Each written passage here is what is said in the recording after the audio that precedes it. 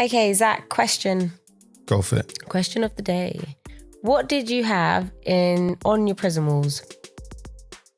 Bricks. I'm joking. No, I didn't have nothing. Really? Yeah, I didn't put nothing on. I want that. That weren't for me. Fair enough. What about you? I had pictures of my family and my friends. Yep. Did you do the toothpaste thing? Yep. It ruined the pictures. Yep.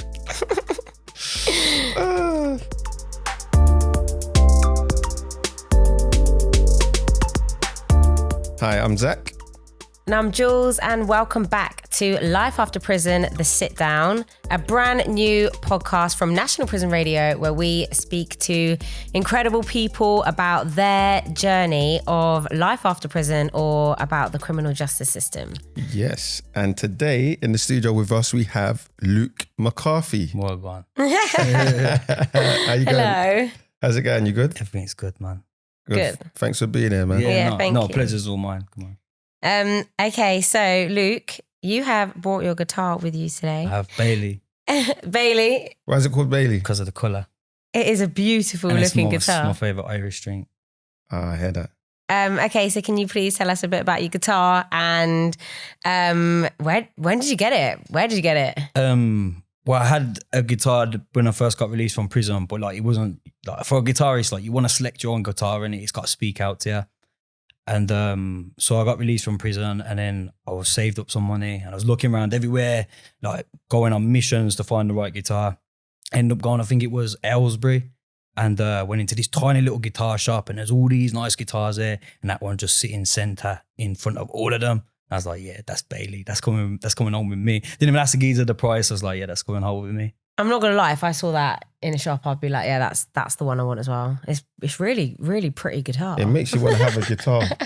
Anyway. You know, the last one I had was like, they have like this plastic like kind of cover thing on it, and it like really deadens a lot of the sound in it. So that was more the aim, like for the sound in it, I suppose. But like that one, it's got the plastic cover on it kind of thing, but it works, man. Everyone spots that guitar and they just sit there and like, yeah, that's a nice guitar still.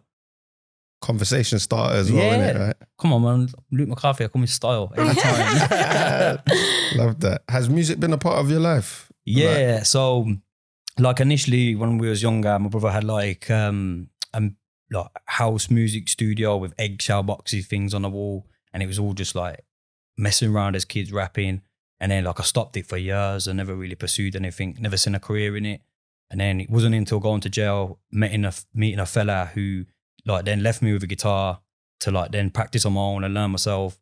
And then it just stopped becoming writing bars less and writing songs more in it with more of a meaning and purpose behind them. So then you put a bit more structure in it. Yeah. So tell us a bit more about that then. So I was in jail. It was my second jail I was in. And all anybody's got inside the prison is a TV in it. You know that, like everyone just locks into their EastEnders and their routine thing. But I gave up the right to have a TV for the whole of my sentence for my 50 pence a week back. So every 12 weeks, man could buy a CD in it. And then I met this fella, and he used to come and sit in my cell with me, drink coffee and that. And he used to play the guitar. And like he always thought he was really good in it. And I underestimated how sick he was. So I was like, all right then. You know that song, that Havana, ooh, na, na, I lost my heart. Yeah. And that come on the radio, and I was like, if you're that sick, play that lick, innit? And like, boom, like that, played the lick, and like, that just stood out to me. I was like, I want to know how to do that. Never thought about playing an instrument, and he played that. I was like, want it. And then he got released and left me with a guitar. Like, and I tried going through guitar books from the prison library and following like chord shapes and things like that. And it just wasn't working for me in it. And then I started like playing with my ears more than my hands in it, and then it just popped. I mean, number one, how did he even get a guitar in? You're allowed that. Yeah, you're allowed them. Like the chapel will have guitars, and before the guitar actually, I used to go to the chapel just to sit down on a piano and play. Like we'd go for the service, sit there after service, and then like the priest or father or whatever let me sit there for an extra 10, 15 minutes and just jam in it. Okay. Yeah. That's dope. That's my only outlet, you know what I mean? Like I don't watch no TV, I don't follow no football or anything like that. So inside you didn't watch any TV? Nah, not for 3.5 years. So Love Island was not your thing? And I hated it. And did you hear everybody talking about it? And I hated it because like Love Island would be on, and then all I'd hear out my window is banging, bang, bang, bang. And I'd be like, yo. And the other guy would be like, yo. He's like, yo, do you see the thing? yeah. Oh, it's Epiphany. She's all right. Oh, God. And it just, I couldn't deal with it, man. I couldn't deal with it. And then like the worst one was like the World Cup thing or whatever it was. I don't follow any kind of football in it. Yeah. And then like I'm just sitting there in my cell playing with some chords and that. And then next thing you know, every door on the wings, boom, boom, boom, boom, boom. And I'm like, what is going on? Like, is it a riot? You know what I mean? And Bang Up at 7 would not be Hollyoaks sticking Hollyoaks. That is just okay. What made you do that? What gave you? My old man done 26 years in it, like, and he stopped all visits, all contact from the outside world. And like, he was schizophrenic. And like, I wanted to dive into solitude and explore like the mental health side of things and the effects it would have on a person. So like I'd got a lot of books on like mental health. I managed to get my hands on a DSM. It's called the Diagnostic and Statistics Manual. So like I really wanted to pinpoint the problems that I was having in my own head and to find my own triggers and things like that. And the way for me to do that was to go like into complete solitude in it. Like I even put myself down a block for like 2 months, like just to get away and really experience like no contact. Wait. Wow. So you put yourself in block? Yeah. What, voluntary, like? Yeah. Send me to the block? So bang me up. Okay. And what was that experience like for you then? Better. I preferred it than like mainstream wing. Like don't get me wrong, like the mainstream wing was all right. You have your pals and things like that on there, but like people, like I stopped doing letters. I never used the blue phone and I didn't do visits in it. Like, so then people come like on a Friday and they come back then from their visits and are talking about their family, how their family's there for them. The family's got this for them, putting them 20 quid in here and there. And none of that ever happened for me, despite if I wanted to it or not, it never happened in it. So like my way of just not listening to that and getting away from it was just go down a seg. And then like at first they wouldn't let me have the guitar down there in it because it's a specialised item. But then eventually they realised the purpose, why I'm doing it for, like it's my only outlet. So how did you like prepare for that, or did you prepare for doing that, or is it something that came to you when you were inside? Like, well, the sentence itself, that's quite a thought out. Like, not many people. I haven't met anybody that does it like that. Yeah, I mean, I didn't know anybody that's done that in my time. Giving up the TV was one thing for somebody, but letters, phone. So where did that kind of well obviously I was never prepared to go into prison in it, but I'd always had like a fascination with my old man because my old man passed away before I went in it. Sorry to hear, man. No, it's just blessed. And like I was always fascinated with his head in it because he just always seen to see things outside the box in a non-conform way in it. And like I don't know, I was just fascinated by my old man in it, proper idol in it. So then, like when I did go in, like I knew that's exactly what I was gonna do. So you knew when you got in, that's how you're gonna do it. And it was mad because like during the times that I wasn't in the block and I was progressing through the jail to get like into a DCAT and things like that, I had like this red band position as a mental health peer mentor thing, and it would meant like delivering distraction packs to like really severe cases of mental health for colouring books and things like that, and I couldn't deal with it. Like I seen some stuff that I wish I didn't in it. And like I gave up the position of the red band. I was like, listen, I don't want to do it no more. But like that's not something they're used to in it. So because of that, they then done something spiteful. I was like, well, we'll bang you up then like 23 hours of the day, like you won't come out and things like that on association. And I was like, it's fine. And a part of that there was like, all right, but you have to go out to work because it's a work in prison. I was like, nah, I'm all right. I got my A-level open university work and I just read it in my cell. And then to be more spiteful, they'd come up to my cell like, all right, you're not complying with the regime, mister. We're going to take your TV in it. And a big smile come on my face. I'm like, yeah, go take the TV in it. And there's coming my cell like, well, where's your TV? I'm like, I ain't got one. I've never had one since I've been in the whole jail. Like, you never knew this, but it's just funny, innit? Like, they try and do all of these things to you. And like, I've already done it to myself, so you can't hurt me no more, innit? Like, that's another big reason. There's a quote I read a long time ago. It goes, he has the most who is content with the least. And I was really like, strive for that. Oh, one more time. He has the most who is content with the least. I like that. Come on. So then it was that part of like a coping mechanism for you that you, in order for you not to be, affected in prison, you're going to remove what you can use to affect me, basically. Yeah. A part of it was that. And an interesting fact is like, even though a lot of people in the prison like knew about my sentence and the ins and outs of it, said like, Luke, you got like heavily sentenced for what you did. Like I still felt like I was serving that time for not just that one mistake, for all the other previous mistakes, things that never got caught for and stuff like that. And, you know, like my mental health at the time wasn't in the best of the places. So it was also like a way to punish myself further in it. But like as a way to, you know, when you're in hell, you got to keep going in it, I suppose. Is that for you to like get through the other end kind of thing? Yeah. Yeah. I mean, wow. Choosing those things, like, and you said that was better for you. Yeah. In there. So how did prison affect you? What was it had consequences that I didn't realize were existing until I then got released to then, like, you know, I'm from a big Irish family and so like there's a lot of us, and getting out after that, after like segregating yourself for such a long time, it was difficult to like then rebuild family ties, and I still haven't in some parts of the family in it. So you have touched on family a little bit as well, and you said about your dad, and yeah, I'm really sorry to hear that as well.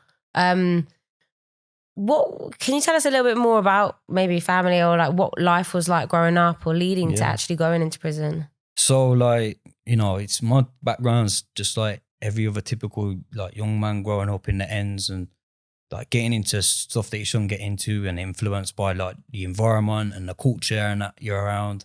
But the thing is with me in it, like my one brother said in the previous documentary I'd done before, like Lukey always knew better, and I did, and it always knew better, but I still consciously chose to make the wrong decision in it to fit in, because like all my, like I got 8 brothers in it and like 3 sisters, and all of my brothers, like there was always a lot bigger than me, and I was always the smallest, the youngest, and like there was all like. Are you the youngest? Yeah, and it was all like fighters in it, and there was no one around the manor for scrapping.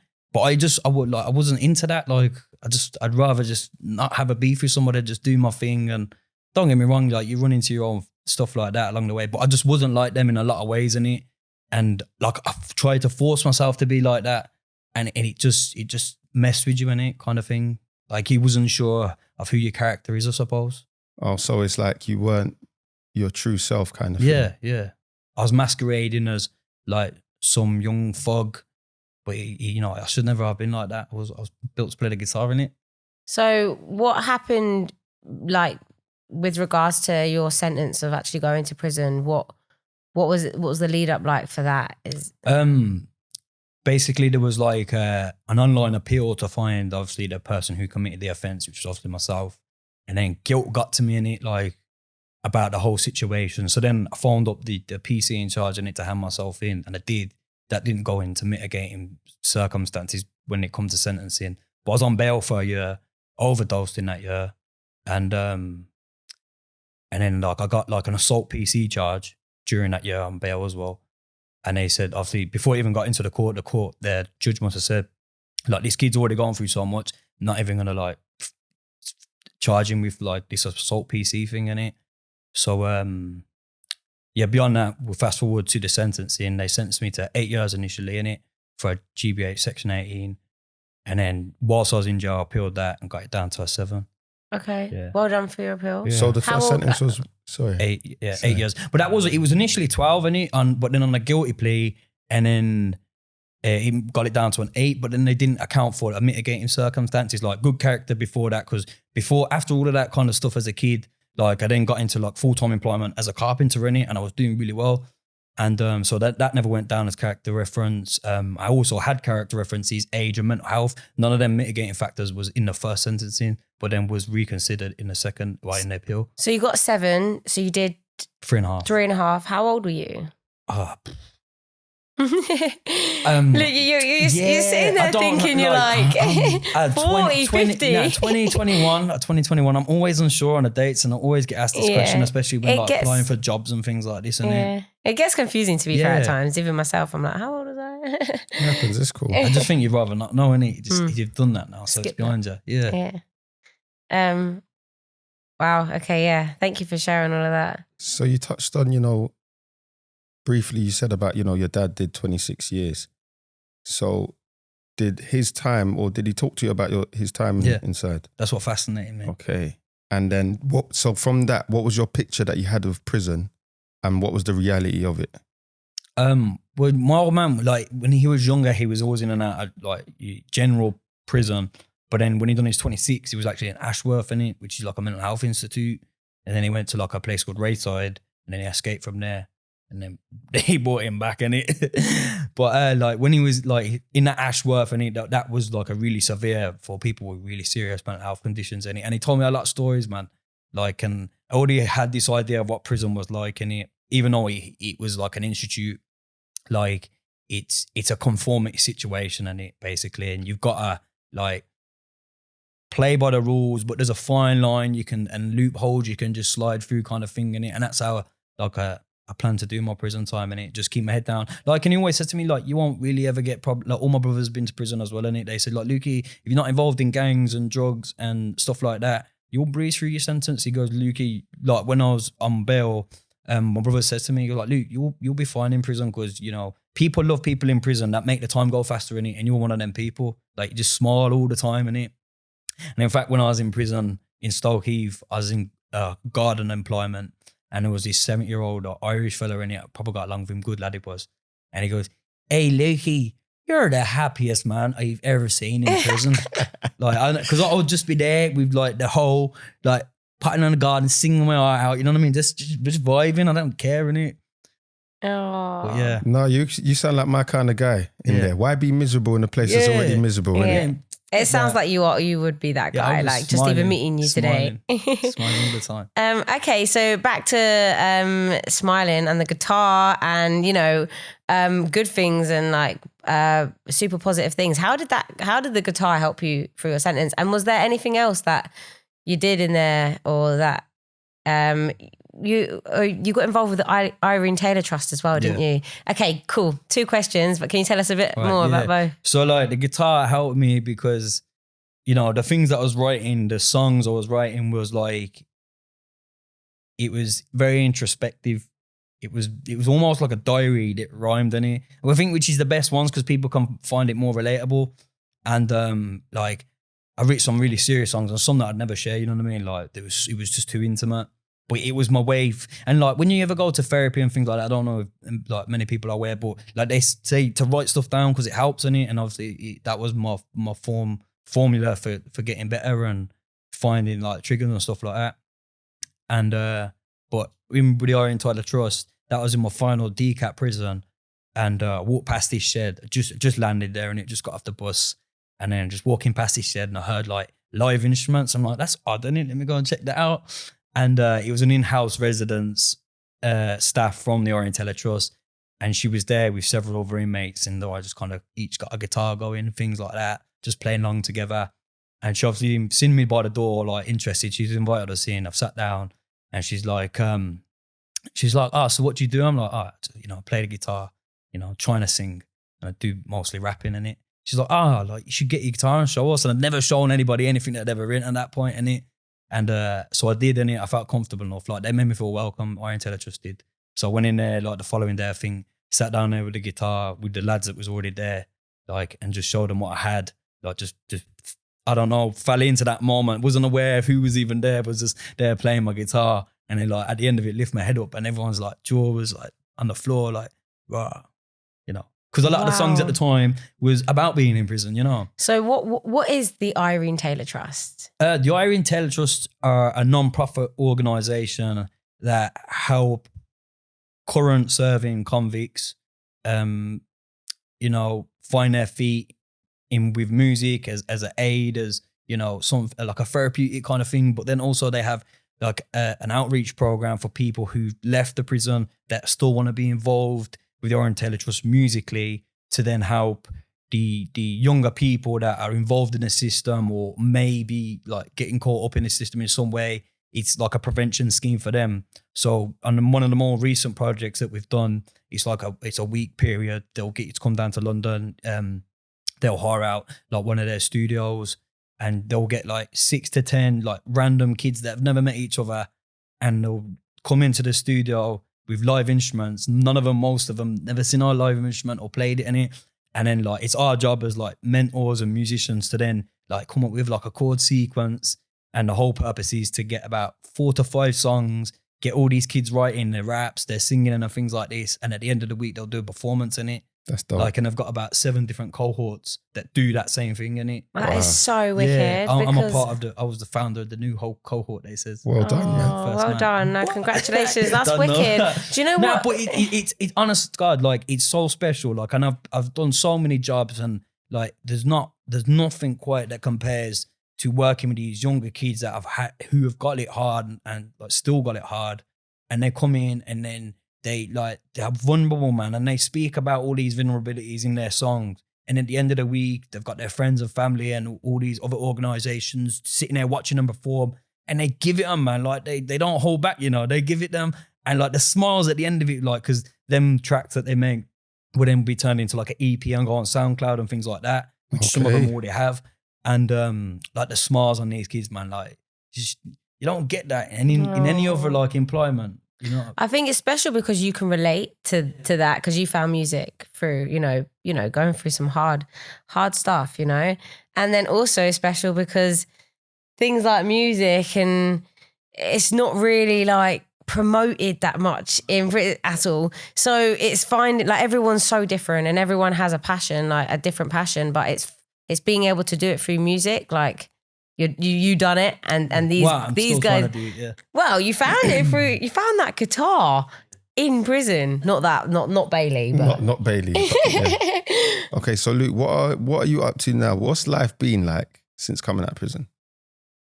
My first year, and I think it might be the same with almost everybody. The first year, like, is hard, man. Like, it's hard, like, trying, especially with the family situation, like I explained, and that, like, trying to rebuild that, been difficult, man. It's long. And work, I'm been jumping from one employment to that, as well as like maintaining like a musical role in like Irene Taylor Trust and all these other things. I don't know how people can come out of jail, or even just people in general, and do like a 9 to 5 and hold it down, like, and work their way up I can't do that. I'm not capable. I don't know. I can't conform to their rules. Like, I see something that don't sit right and I have to announce it, or if not, leave, innit? And that's what always messes me up. But I always keep coming back to the same thing, and it's always music. So I'm not actually even looking for employment anymore. I'm just running with the music thing. Amazing. Chasing your dream. Yeah, man. Like, if I don't, like, it's only going to be me that, like, I hate for not doing it, you know? So when you were talking about, you just touched on, like, you know, it is, I agree, it is hard when you get out, especially, you know, in the first year, and you're finding your feet, and there's just a lot going on. But with your rebuilding family ties, why was that specifically hard? Were you back with family? Were you somewhere else? Were you back around the same people? No. So initially when I got out, well, prior to getting out, obviously have your resettlement meetings where you want to go and things like that. And like, you know, I wanted away from Birmingham for a bit. So, like, 'cause that's the way all the family are based in it, besides my ma. And I chose Oxford because obviously it's a heavily student populated area. I thought, I want to do a documentary about this. I want to introduce some music through a documentary in it. My best chances of doing that, is to go to like a town like Oxford, for like these students that are trying to build up a portfolio for things like that. So that was the initial plan, to go to Oxford and do that. So then I went into a house share in Oxford, and like the first group of lads I met was actually a film crew, and they needed a story in it. That's mad, innit? Yeah. Bro, it's all mad. And then I pitched them the idea, and this geezer's mind was blown, and it was like, yo, Luke, we got to do that. And we did. It's on my YouTube channel, Luke McCarthy Music, or the day in life of Luke McCarthy in it. But the documentary is called Run Child. But the song Run Child that I read was like, I literally read like 2 days before coming out of Nick.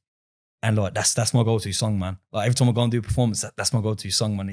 It's the one. That's an amazing story, because so you planned, all right, I'm going to come out, go to Oxford because I want to do this. And then boom, you're in the house share. And then and in the house share are people he didn't live in the house share. Okay. Like, so there was like lads in this house share. It was an all lads house share. Yeah. Like, and they obviously have friends like around Oxford. And one of the friends they had was this film guy and his crew in it. Right. And the guy was like a tutor for like a film thing in the Oxford University in it. Whoa. And it all got pulled in that way, yeah.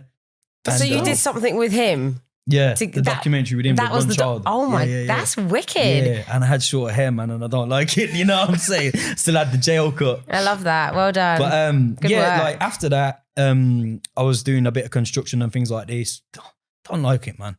Yeah. I did construction and, as well. And I've done carpentry for so many years, and I know I don't enjoy the work, and I can't do something that I don't enjoy. And my brother's the opposite. He's like, it doesn't matter if I don't enjoy it. It's about the money, innit? I'm like, I don't care about the money, man. Like, I have been in jail for so long. It's not an issue no more. Like, I want to be doing something I love, innit? Oh. And like, that's the difference we have. But after that, I found work in a bar called Turtle Bay. And it was probably Turtle Bay. It was one of the best jobs I had, to be fair. Like, I met this 70-something-year-old Jamaican guy in there. He's like my gaga now. And like, I started showing him my music.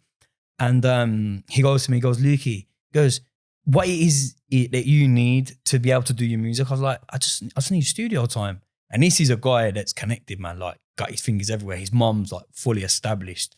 And I think it was the same night or the following day, I get a phone call from him. He's like, yo, Lukey, baby. He's like, just to let you know, I got your 6 studio recording sessions with a company called Inspire, and it starts on this day.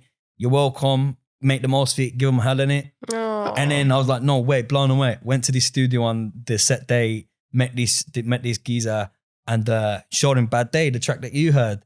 So I dropped him that, loved it, and all the like the Inspire is the push and pull record label that I'm signed to. Okay. Yeah, that's the branch off them. So they listened to Bad Day, loved it. We released Bad Day, and then later on down the line got signed by Push and Pull Records. That's amazing. It's mad, innit? And just true, what's the word? Living proof. Yeah, to go and do what you enjoy and go and get it. Forget your 9 till 5, man. Forget Bounce. construction. No, you need, like, listen, like, I only bounce from the 9 to 5s and things like that because, like, you know, I was under the impression, like, I need to give it everything in it. I can't maintain, like, a work placement and things like that and do both. You know what I mean? I was doing night work at a warehouse for a long time after I got out. And then I would come home, I wouldn't sleep. And then I'd go straight to the gym, come back from the gym, and I'd spend like 3-4 hours trying to do songs and stuff like that. And it wore me down quick, man. And then it deteriorated my mental health, and I was a little bit unstable for a while because of like just sheer exhaustion and trying to go for it. And how did you recover from that? Just prioritize what means to me the most and what I want to do the most, and it's music, innit? And what about with your family? And people, did you want to make new connections? Did you want to get back involved with your family? Not so much new connections. Like, I'd watched this film years ago, and it was this guy at the end of this movie. This guy had like just took his little nest egg one day and just chipped off and just disappeared in it. And I always loved the idea of just one day after everything just disappearing. Nobody ever know where I am in it. And I still really love the idea in it. But the family situation, it's hard. Like, I still speak to my brother, like 2 of my brothers, but like it's not much. It's minimal contact. And like the worst part was my mum in it, because obviously, like, for a lad, in it, all, you know, his mum is all he's got in it, really, and his ma. And when I got out, building that ties back up to her, it was horrible, you know, because like I felt like she'd changed in it, and obviously I would have changed because I'd been in for so long, and I'm a young man now in it. And like, it was difficult for me to love my mum at first, like, because I felt like it was just difficult to understand each other. I felt like that bridge has been burnt, and like now I'm just there as a son for the sake of it, innit? But like we've worked past that now, innit? And you know, we're on stable ground, innit? Oh, yeah. It's not easy. I'm glad you touched on it's not easy, because you've spent a lot of time away. Like, I can relate to that. So obviously I'm really close to my mum now. You know, and prison helped that kind of, because we were able to talk more. But recently we done an episode on this, and my mum came on. And from that episode, we're able to talk more about the whole experience of being in prison and what it's done. Have you had that conversation with your mum? Slightly, yeah. I think it was difficult for me and my mum, innit? Because like, all she wants is, you know, because from mum's side and the kids, she's only got 3 kids, and the rest from my dad. But like, so from my mum, like, all she wanted whilst I was in prison was the kids back together, innit? So when I got out, you know, I'm trying to make that happen for her, innit? And it was a birthday not so long ago. And I tried to arrange with my brother and my sister to walk up to my mum's and spend time with my mum. And like, I was taken back, because like, after nobody come, it was just me. She's like, now I understand, Lukey. My kids have all got their kids and their own families now. I have to let them go.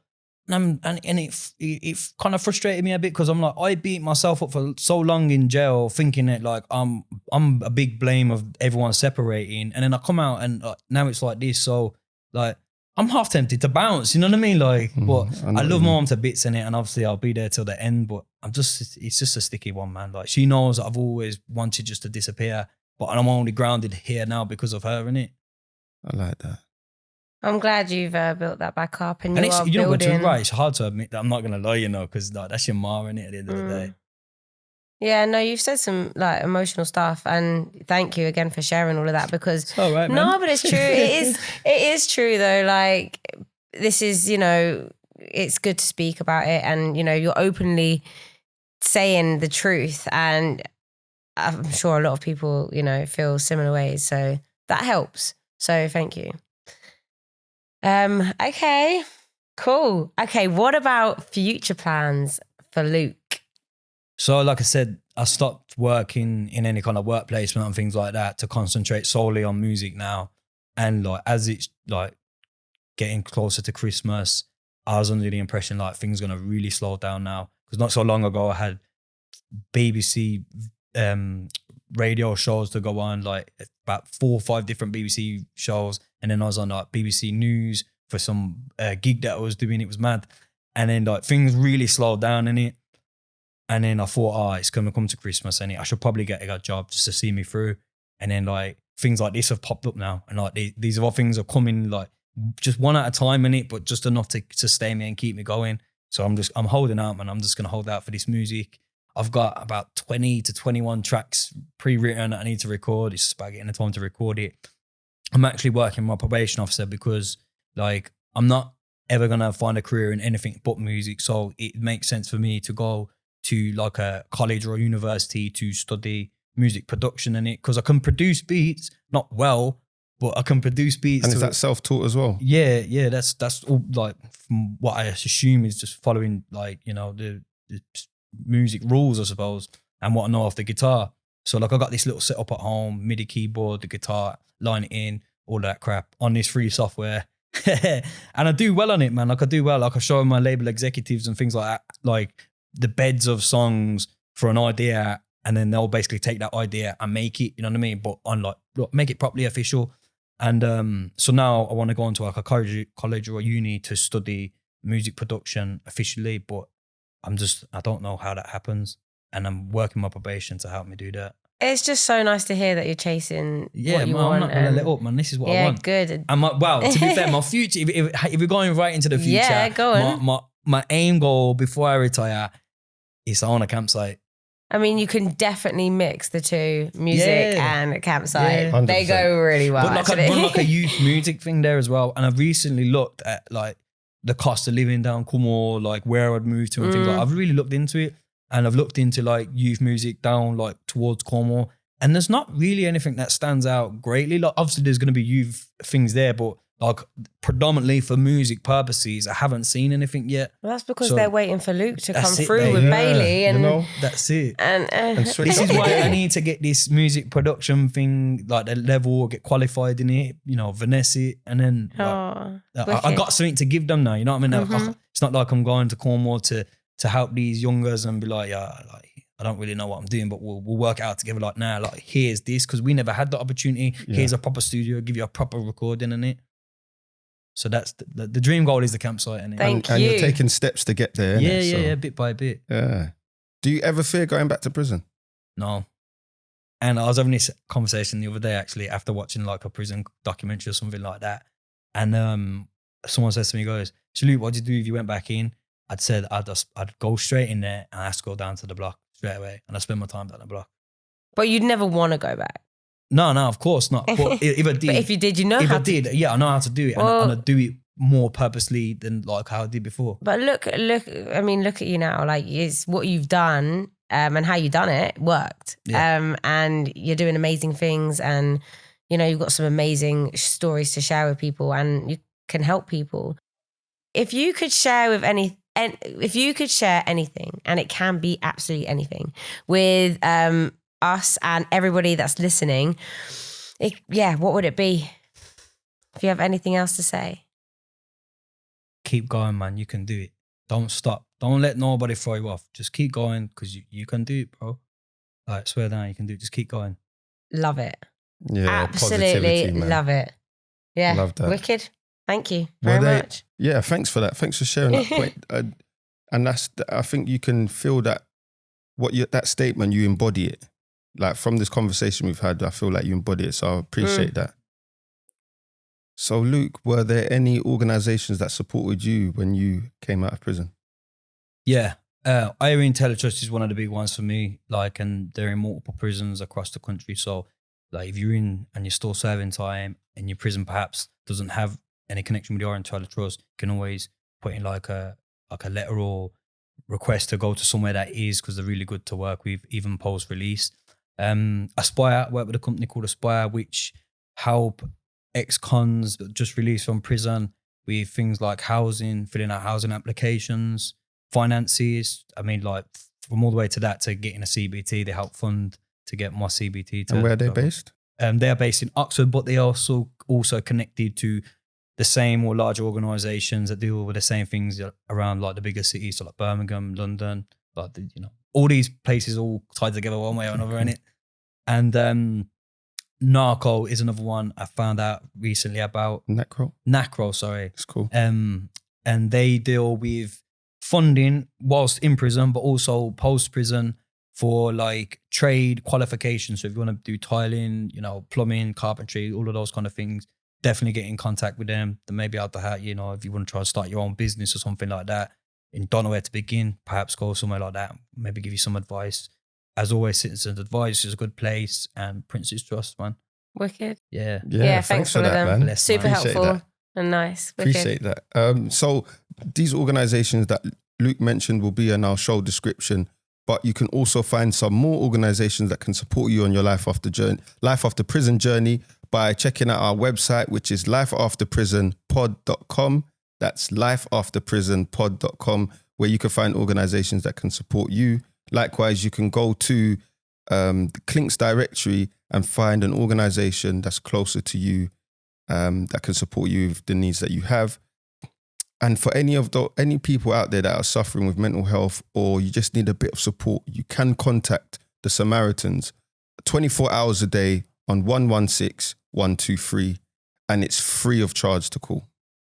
Yeah, so on our website, you can also get to our socials on there as well and drop us a comment or voice record a comment. Yes. So yeah, check that out. So a massive thank you for Luke for joining us. To Luke for joining us and for bringing Bailey. Yeah, baby. Don't forget us when you're a big star. Come on. And a massive thanks to you guys for listening. Please don't forget to like, share and subscribe. It really helps other people find the podcast, and we're trying to reach as many people as possible. Yes, and if you're listening on the inside, you can get in touch with us by writing to us at HMP Brixton, National Prison Radio, Life After Prison, HMP Brixton, London, SW2 5XF. Thank you. See you next time.